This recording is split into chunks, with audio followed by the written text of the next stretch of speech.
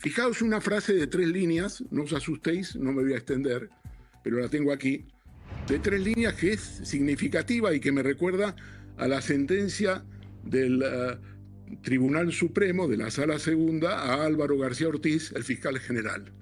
Dice los magistrados que le condenan a David Sánchez: no sabemos en suma quién o quiénes ejercieron presión o ascendencia sobre los responsables de realizar la tarea de torcimiento del derecho, ni en qué concretos actos se materializó el influjo.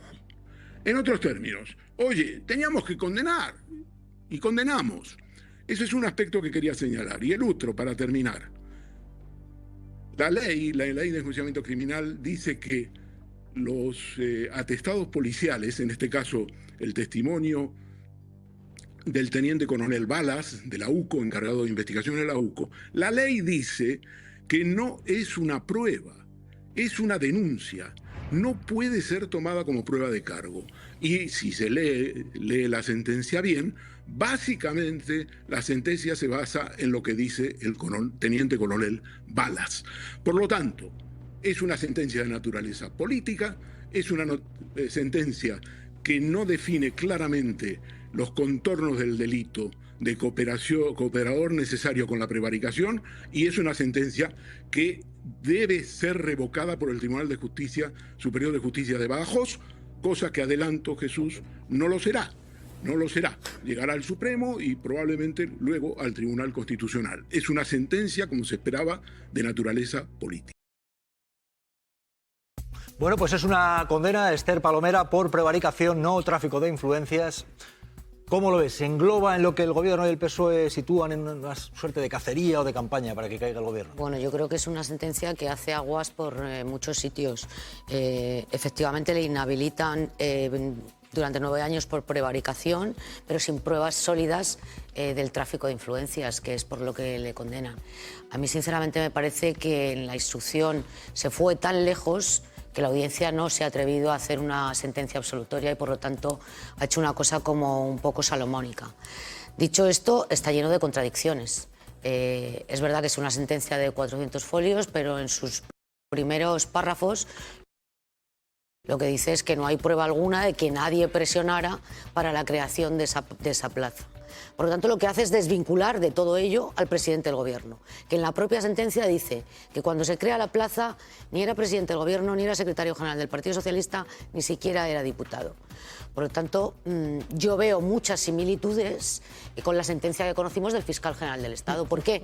Porque aquí no es el artífice o el autor al que se le pueda imputar un delito de prevaricación, sino cooperador necesario para un delito de prevaricación. Es decir, yo creo que está lleno de lagunas. Había asociaciones de la ultraderecha. Manos Limpias inició la denuncia, otras, como hace oír, también estaba personado. El Partido Popular, Vox, pedían cárcel, prisión para el hermano de Sánchez. No entrará en la cárcel, pero esa condena de inhabilitación. Tribunales, Alberto Muñoz. Llegaban a pedir hasta 6 años de prisión por un delito de tráfico de influencias que finalmente no ha estimado la audiencia de Badajoz. Una sentencia de más de 300 páginas, Jesús, que no por ello es menos confusa, porque aunque la audiencia dice tener la convicción de que esa plaza se creó a la medida de David Sánchez de forma espuria, dice que tampoco tiene pruebas para poder probarlo. No ha podido probar presiones de ningún tipo para adjudicar esa plaza, tampoco que el hermano de Pedro Sánchez utilizase ese parentesco con el presidente del Gobierno para que se le adjudicase esa plaza. Así que, Jesús, a la audiencia de Badajoz no le ha quedado más remedio que simplemente condenarle por cooperación con un delito de prevaricación administrativa a 9 años de inhabilitación, pero ha tenido que absolverle de ese delito de tráfico de influencias por el que le pedían hasta 6 años de prisión. Bueno, entre tanto, en el Gobierno, Óscar Puente dice que estamos ante el intento de derribar un Gobierno, ya que no se puede hacer por las urnas. María Molero, buenas tardes. Buenas tardes, Jesús. Y también ha dicho el ministro, se estudiará en los libros de historia. Ojo a ese mensaje que ha publicado en la red social X. El ministro Óscar Puente dice, esta época se estudiará en los libros de historia como aquella en la que se tensaron las costuras de nuestras instituciones más esenciales, con la única finalidad de derribar a un Gobierno ante la incapacidad de hacerlo por las urnas. Mensaje del ministro Óscar Puente reaccionando a esa condena del hermano del presidente. Avanzamos, es cierto que se puede recurrir y habrá recurso, dicen, luego lo que decida el recurso veremos. Un caso que partía de una denuncia de Manos Limpias, de la ultraderecha, un caso que supone la condena del hermano del presidente del gobierno. Vean estas claves y enseguida vamos a preguntar a Ernesto de Kaiser, que trae novedad. David Sánchez, condenado a 9 años de inhabilitación. Yo como director de orquesta. La sentencia atribuye al hermano del presidente del gobierno un delito de prevaricación administrativa. ¿Ha influido directa o indirectamente en alguna persona de la Diputación para que se cree la plaza que a usted se le ha adjudicado? En absoluto. El tiempo de inhabilitación para quien fuera líder del PSOE de Extremadura y presidente de la Diputación de Badajoz, Miguel Ángel Gallardo, asciende a 18 años. Está claro que nos han condenado socialmente. El caso empezó en 2024, 7 años después de la contratación, por una denuncia del pseudosindicato Manos Limpias basada, según Fiscalía, en conjeturas. Insisto, con un montón de recortes de prensa. Como acusaciones populares se sumaron, entre otros, Hazte Oír, Vox, PP y abogados cristianos. Vamos a hacer esa revisión, a ver si encontramos algo. Solicitaban para el hermano del presidente del gobierno y para Gallardo 6 años de cárcel. La acusación popular. Ya han ganado el juicio social. Defendiendo que se creó el puesto a medida y que no se controlaron sus ausencias. ¿Cómo tuvo usted conocimiento de la publicación de las bases para acceder al puesto de coordinador de la actividad de los conservatorios? A través de un buscador de internet. Cuando se produjo la contratación, aún quedaba un año para que Sánchez fuera presidente del gobierno. ¿Se puso en contacto el actual presidente del gobierno con usted, reclamando algún apoyo personal, familiar, político para él? Primero aclaro que no era presidente de gobierno. No, bueno. Ni siquiera secretario general. La Fiscalía y las defensas han mantenido siempre su petición de absolución por falta de pruebas. Esther Palomera, Arantxa Sánchez. A ver, Miguel Ángel Gallardo ha recordado que no era presidente de gobierno ni secretario general. Es que además Miguel Ángel Gallardo, en las primarias que se disputaron en el año 2017, era adversario interno de Pedro Sánchez, es decir, apoyó la candidatura contraria. Pero es muy importante lo que tú subrayabas, Jesús, sobre el origen de la causa. Es que esta causa está construida con recortes de prensa que utilizaron las organizaciones ultraderechistas, algunos de ellos falsos, porque recordemos que se le imputó al hermano del presidente del gobierno una cuenta corriente de más de 1 millón de euros y un delito de fraude fiscal. Como todo eso fue decayendo porque era mentira, pues fueron variando los delitos y las causas que se le imputaban. Por lo tanto, yo creo que estamos ante una investigación en la que lo que menos importaba era el delito. Lo que se perseguía era la persona, no el delito que hubiera podido cometer. Y añado, la plaza se creó en el año 2017 y durante 7 años no hubo nadie, ninguna instancia administrativa, pero tampoco ningún particular que reclamara o que impugnara la creación de esa plaza. Pues yo confieso que estoy triste, o sea que voy confirmando la convicción profunda de que el poder político es una parte pequeña del poder, concretamente la que se elige en las urnas, y luego hay otros poderes que intervienen en la vida pública y que efectivamente esto no tiene explicación ninguna, o sea, esto es una barbaridad como la copa de un pino. Todos sabemos que este proceso arranca hace prácticamente una década en un concurso público de un cargo que podría ser de libre designación, como tantos miles y miles de cargos en todas las administraciones públicas en España. Pero se abre a concurso público. Y en ese momento nadie recurre este caso y nadie impugna el concurso y nadie pone un pero. ¿Cuándo arranca esta historia? Esta historia arranca después de que en febrero del año 24 se hace público que se está investigando al novio de Ayuso. Al mes siguiente, Manos Limpias mete una querella contra la mujer del presidente del gobierno y al mes siguiente Manos Limpias mete otra querella contra el hermano del presidente del gobierno. Las dos basándose en recortes de periódico en contra del criterio del Constitucional, que paradójicamente son aceptadas. Normalmente este tipo de casos van por un procedimiento administrativo, no penal. O sea, en el 95% de los casos. Y en el 0,5, que han ido a lo mejor por lo penal porque sea muy grave, a quien se imputa es a los que hayan amañado la plaza, no al enchufado, por decirlo así, ¿no? Eso no ocurre nunca en España. Bueno, en este caso sí. En este caso la mayor petición de pena iba para el enchufado, ¿no? Y una vez que empieza el juicio, hay dos tesis. La tesis de la Fiscalía, que pide la absolución porque no ve concreción de delito en ningún lado, y la tesis de la acusación, basándose fundamentalmente en los informes de la UCO, que viene a decir que esta plaza está amañada y está amañada por influencia del poder político, ¿no? Del hermano del acusado. La parte de que está amañada la han desmentido decenas de testigos en el juicio, técnicos del ayuntamiento.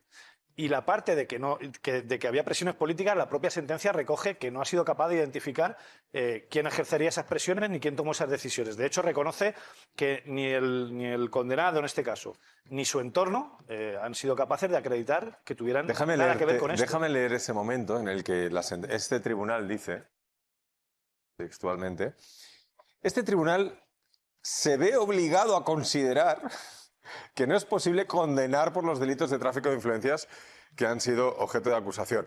Se ve obligado, o sea, no es por falta de ganas. Claro. O sea, que a disgusto. Nos vemos obligados a considerar que no hay delito, porque si no es que lo considerábamos encantados. De hecho, otra anomalía es que la causa empieza investigando tráfico de influencias y aceptación de nombramiento ilegal. Pero como la aceptación de nombramiento ilegal resulta que está prescrita, se cambia en mitad del procedimiento por prevaricación, que es otra de las anomalías. Pero si aceptamos Barco como pulpo como animal de compañía, si hay prevaricación, tendría que haber tráfico de influencias. O sea, si realmente se ha creado un puesto ad hoc, como dice la sentencia, ¿para qué se lo han creado el hermano del presidente? ¿Que ha sido casualidad? Es que además, si hay prevaricación, implica la participación de un funcionario público. El hermano de Sánchez no es funcionario público.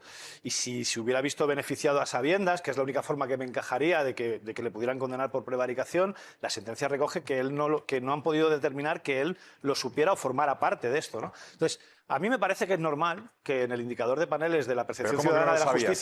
¿Se le dieron el puesto y se lo modificaron para él y a sus amigos? No, modificar un puesto en la administración pública es algo que se hace constantemente, porque el propio perfil de la persona que elige puede ampliar las funciones. Yo, por ejemplo, me contratan de monitor deportivo y puedo decir, pero es que además tengo conocimientos de fisioterapia y quiero hacer un programa de fisioterapia no te lo modifican para ti, para tus intereses, que es no acudir a la oficina, que es lo que hemos visto. No acudir a la oficina, no. Había una oficina que no tenía un lugar físico porque porque no sabía dónde estaba. No, es que claro, sobre esto ha habido mucho cachondeo, pero tiene sentido. Tú empiezas a trabajar en unas dependencias, llega el COVID, esas dependencias se cierran y cuando vuelves a trabajar en espacios comunes. Independientemente de esto, yo creo que cualquiera de los que estamos aquí, si nos hubieran hecho apostar la mitad de nuestro patrimonio sobre si, por ejemplo, a la hermana de Juanma Moreno la iban a condenar o no por un caso bastante parecido a este, yo creo que no hubiéramos perdido la apuesta.